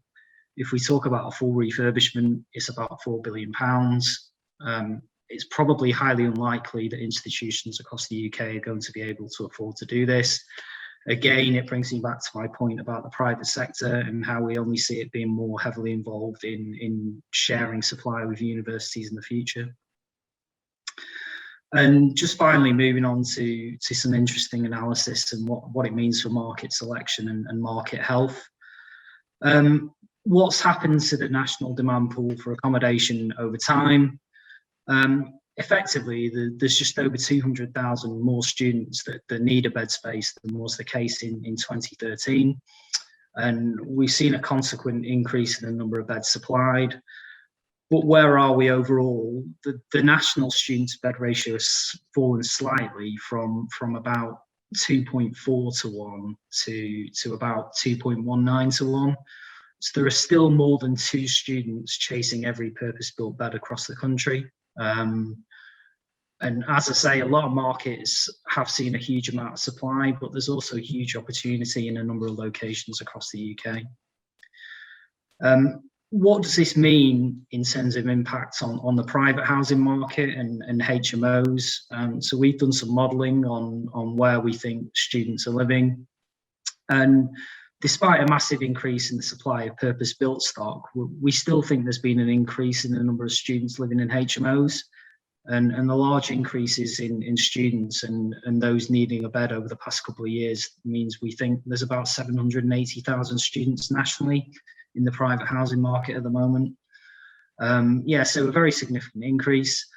And I said earlier I'd talk about Bristol and Sheffield and what's happened over time. So the larger bars on this chart show where the Bristol demand pool for accommodation and the Sheffield demand pool for accommodation have moved over time. The Bristol pool has moved massively, and it's almost exactly in line with where the Sheffield pool is now. What we've seen in the two markets is very, very different in terms of supply. So Sheffield, a large amount of land available at relatively low cost.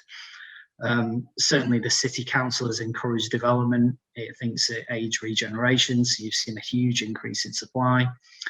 Bristol, almost the opposite, very little land availability, difficult planning environment, and very little increase in beds compared to the massive increase in demand for them. And the lines here show what's happened to the student to bed ratio in the two locations over time. So whilst the Bristol one has fallen ever so slightly, we're still far, far above the national average of about 2.19 to 1. But what's happened in Sheffield is it's fallen from about 2.1 to 1.5. And that's absolutely below the level we think major developed markets can now absorb. And that reflects itself in under occupancy and the discounting and incentivisation that we've seen in the Sheffield market over the past couple of years.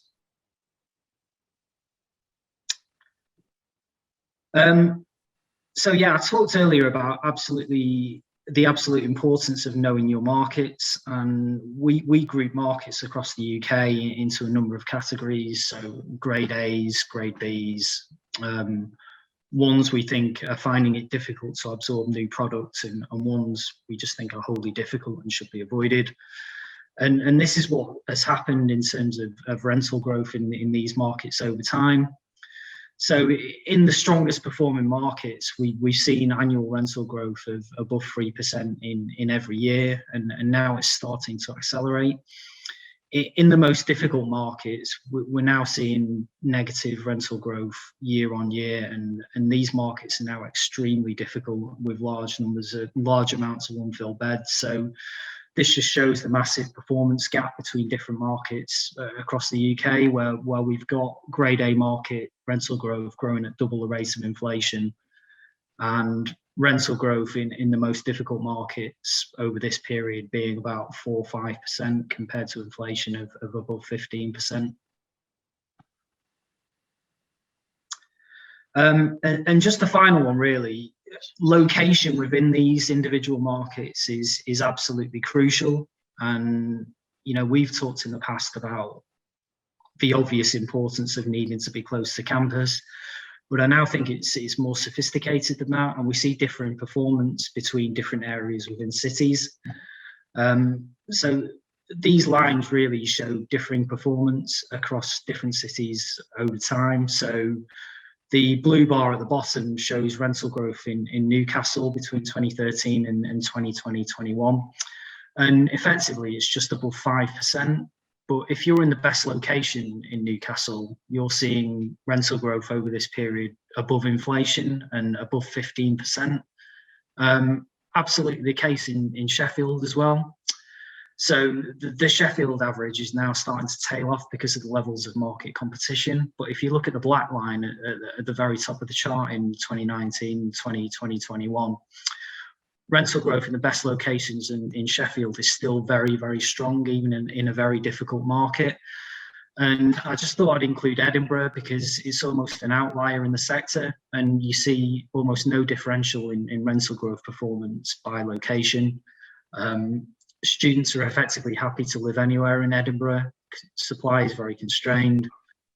Obviously, the historic core of the city centre. So yeah, I think the key message from us is the absolute importance of knowing your micro markets and then also knowing the sub-locations within them. That's it from me. Thank you.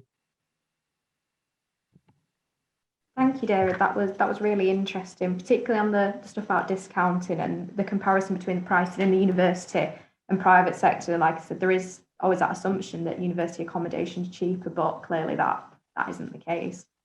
Okay, Martin, do you have anything to add before we move on to Paddy? No, we should go straight on to Paddy, who we invited because although Paddy is representing Campus Living Villages, there is no one who understands how universities actually tick more than Paddy. So we thought it would be a really good kind of projection onto what other people have said to have Paddy give back that perspective. We're probably going to overrun by 10 minutes in respect of any discussion. But if Paddy goes straight up to midday, that would be great, Paddy. Martin, I only have one ambition being the last speaker, and that is to make sure that you do finish on time. Hopefully with that introduction, we can get there. Thanks for the invite. And as Martin says, I'm going to give a few thoughts, and these are, I would hastily add, these are my own thoughts rather than Campus Living Villages as a company. But I think all the presentations today have brought together one thing, and that's Nick Hillman's last comment, and I never disagree with Nick on anything, and it's my first comment. I think in a world where we've been surrounded by negativity for the last, 15 months now, we still work in a very vibrant sector, and there are a lot of people who would swap places with us working in higher education and with the growth that we can predict, and in fact what we've managed to sustain over the last 15 months, thanks to the efforts of a lot of people who are actually on this webinar today. My other thoughts on the analysis there's obviously is the flight to quality, both in terms of the Russell institutions, but I've also included locations because I still think there's a London factor there. It is perceived as a quality offer, so consequently there is that movement. But the next two things that I do think are sort of underwritten, and they are hinted at in the report, which I was privileged to see before today's event. I do believe that the increase in the overall demand pool conceals some sector issues. This constant growth, which is enabled at the moment through just pure additional numbers, hides a little bit of what's going on there. And in fact, we have to question the financial viability of a few institutions, because we do have to remember that universities are like hamsters at the moment. With that frozen tuition fee, and I know I'm talking undergraduates, and I know that the mixed model of the number of postgraduates is obviously going to have an effect here, as is the number of international students. But if we look at a university in a status quo position financially, if you take a typical UK university of 12,000 UK students, it has to recruit 300 additional UK students just to retain the same value in terms of the revenue, if we assume RPI at 2.5%. So the impression sometimes in the sector, I believe, is a little bit like universities are a hamster on a wheel, having to get faster and faster and faster just to actually achieve the same result. And then other things that came, the bottom 2 points here, clearly, I remain very concerned about a total reliance on China. I note the growth in India, which is a fantastic recovery, it has to be said, more than because India used to be one of our top markets till a few years ago. Obviously, that was to do with postgraduate work visa requirements predominantly. But the fact of the matter is now that we still have all our eggs in one basket in China, and it only needs something going wrong in that one market to have an absolute massive impact in terms of the viability of our universities. And clearly PGT demand is buoyant, and I sincerely wonder how long it's going to be until the majority of courses are offered on a 4-year basis, so that universities can more focus on retaining their 3-year undergraduates into a 4th-year postgraduate course.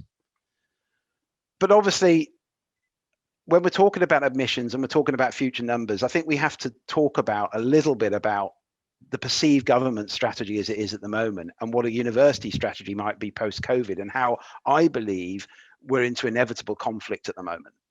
So I think it's clear that the government recognises that they have to cut the cost of HE. The REB figure we now know is well over 50%.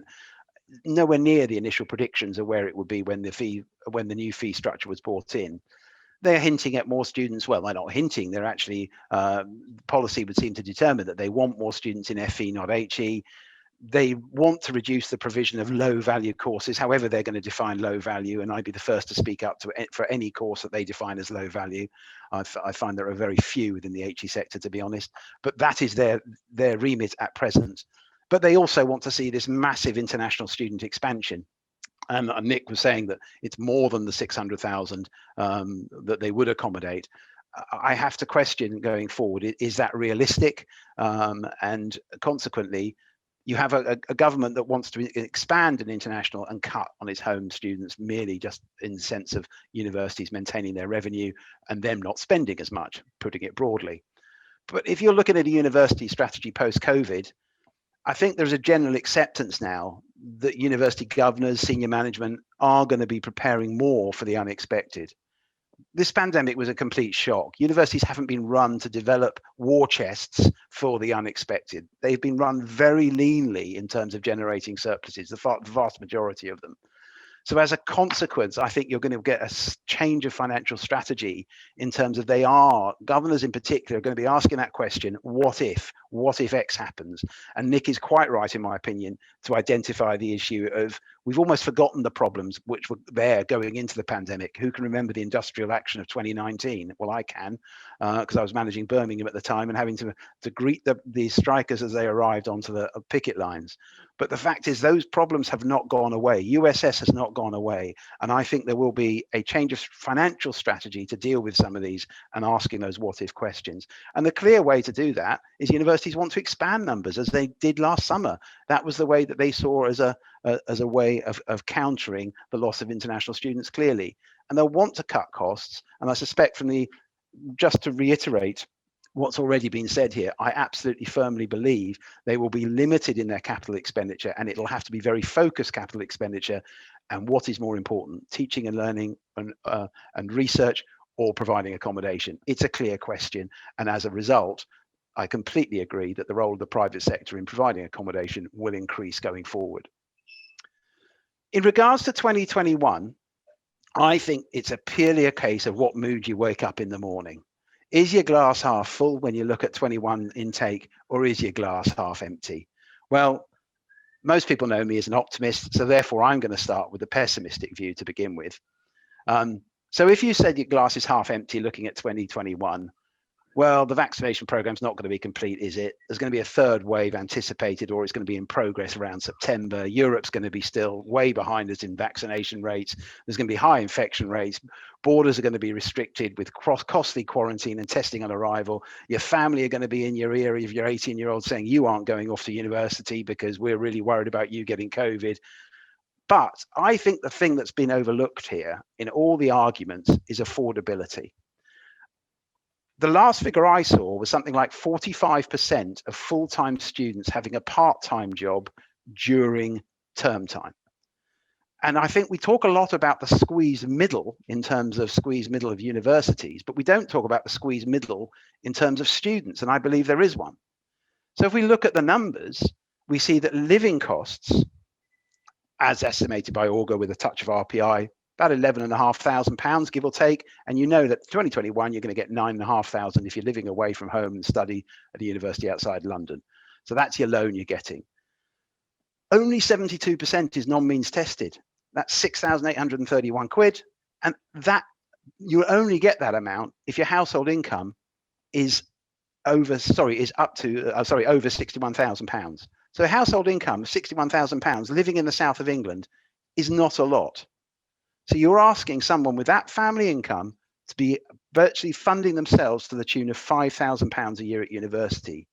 The jobs market and the part-time jobs market will play a major role in the availability of that funding for you and whether you are actually able to live at university. So I think this squeezed middle, yes, the wealthy are going to be fine and mum and dad will still be paying for the child to go through university, etc. But that squeezed middle bit is really an interesting dilemma to see how that will impact on 21 intake.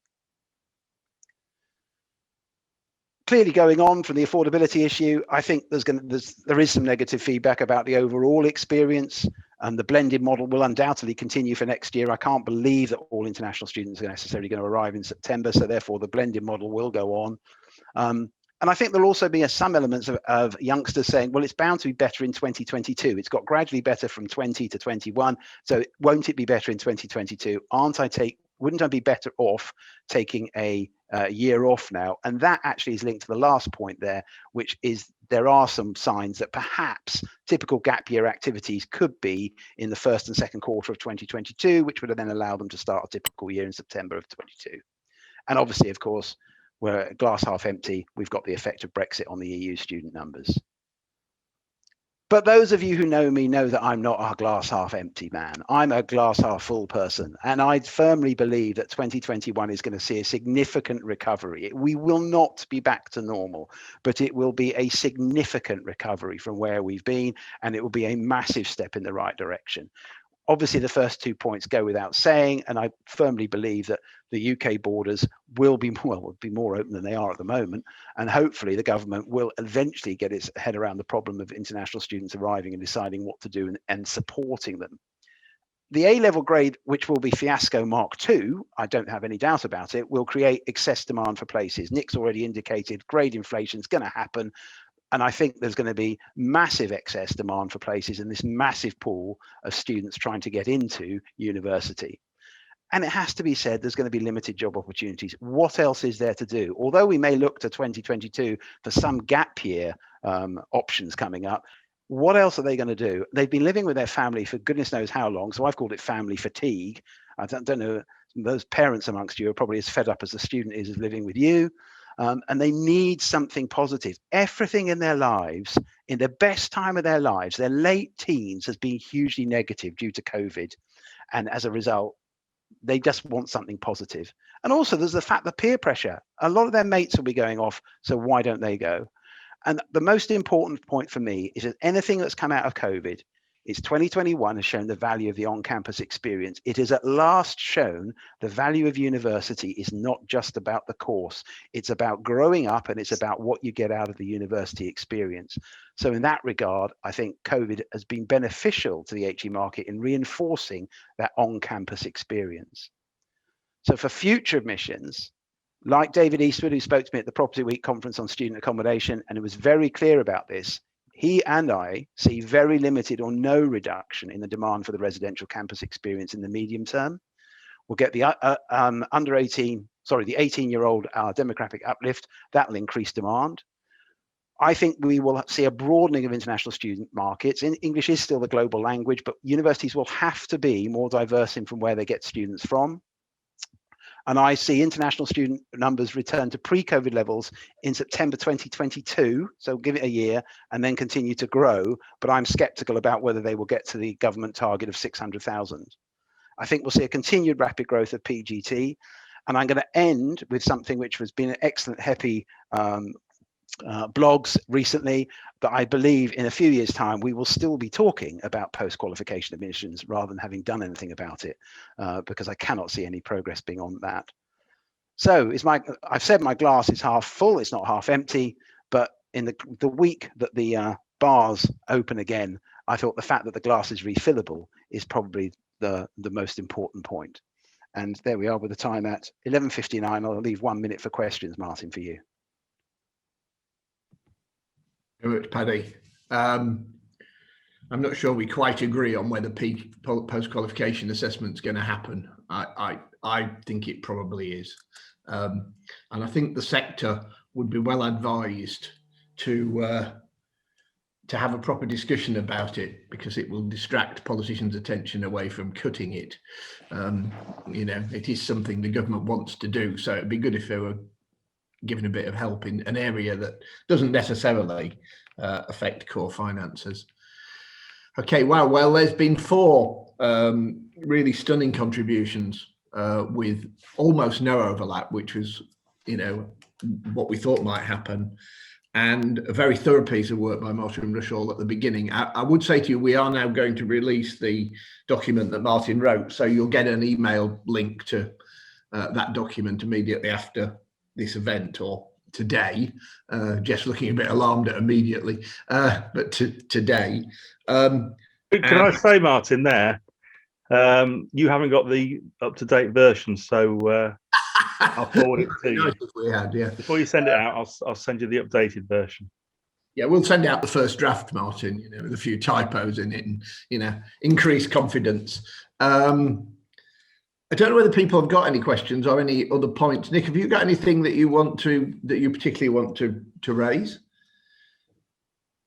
No, I don't think so. I mean, I found it an absolutely fascinating morning, a really useful summary, the document. I would urge everyone to look at when it comes out. I mean, I agree with pretty much most of what Paddy said. I think I'm more with Paddy than with you on the PQA thing. I just think the challenges of implementation are bigger than, you know, there's a consensus for change, but a lot of the people pushing for change all mean something different by change. And maybe we should have a small financial bet to see It's about the government culture, Nick. You know, reorganising a National Health Service, scrapping Public Health England.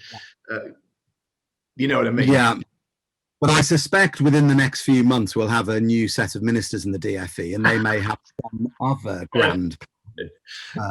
a different grand plan for the future of the sector. Rather than the really important thing is how many places are they going to allow in the system?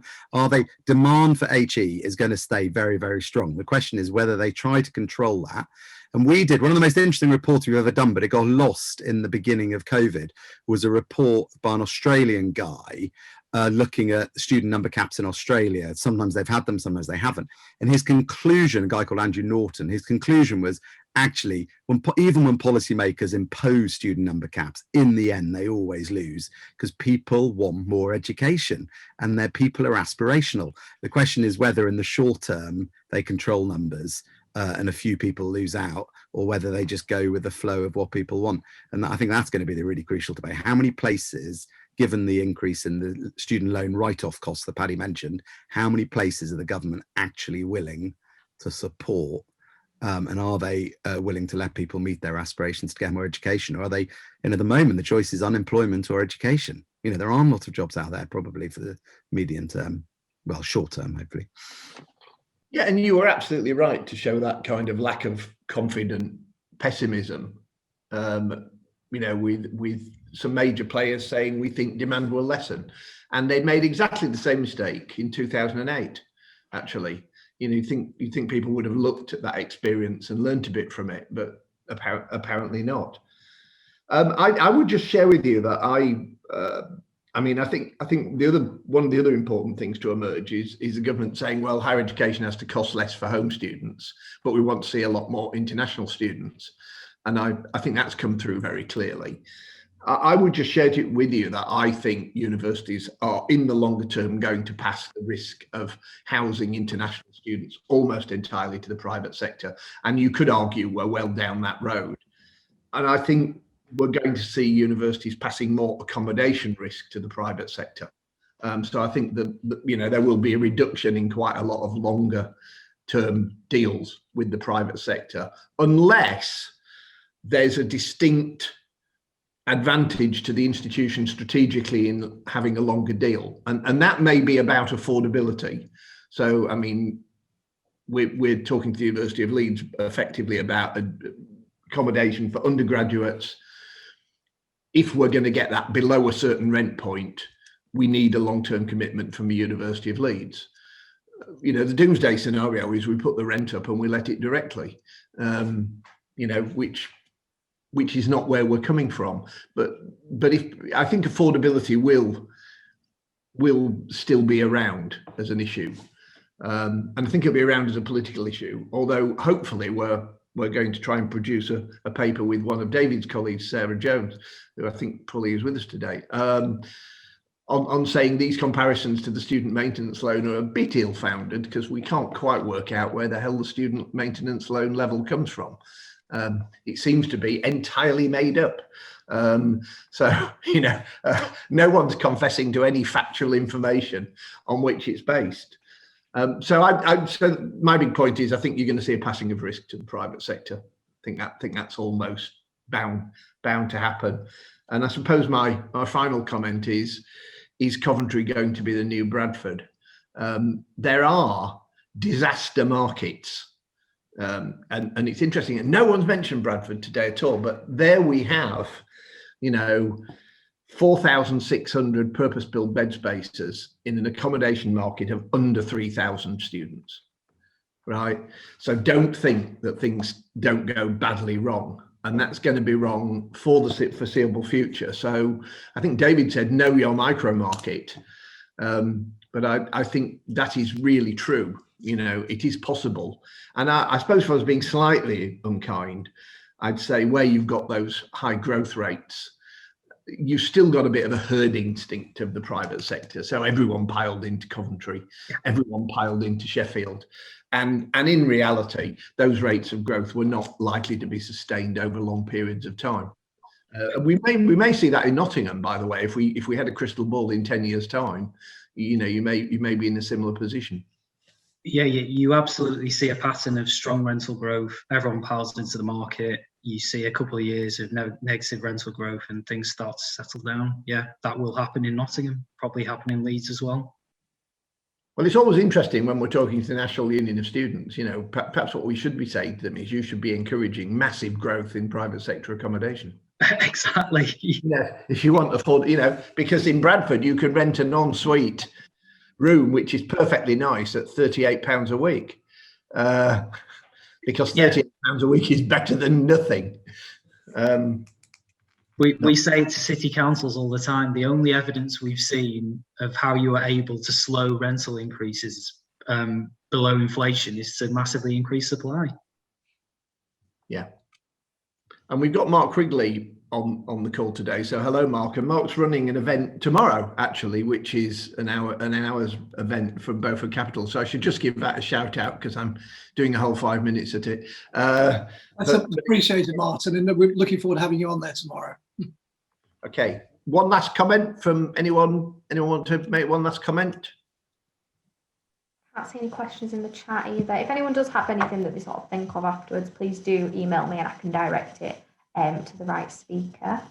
But I think that's everything. Yeah, look, someone's pointed out the Secretary of State's alma mater was Bradford. I don't know what they studied. Was it whip technology? And I'll just leave you with the final thought. I always had an awful lot of time for Shirley Williams, but one of her big policy initiatives in higher education was quotas for international students, which was just gobsmacking when she brought it out, you know, and that was literally a list of countries with how many students we should have from each country. And this was under the guise, by the way, of seeing a more even spread of international students coming from poorer countries. So even the beloved Shirley got it wrong occasionally, but yeah, she'll be missed as an educational force. Thank you very much for everybody joining in, and we've lost almost no one until the last 5 minutes. So we wondered if there was enough stuff there for 2 hours, but there really was. Just to remind you, we've got another event. I'm looking for the details, which I can't find. Have you got the details in for a date and the details of the next event? Yeah, the next event is next week. I'll pop the link in the chat. It's what's the third term going to look like and how accommodation providers can support this. So yeah, that is popped in the chat. It's next week, next Thursday, starting at 11, so just 1 hour next week. Thank you to all our speakers. It's been really insightful. I think I'll share Paddy's outlook of being a glass half full kind of person, and I do think the future is bright.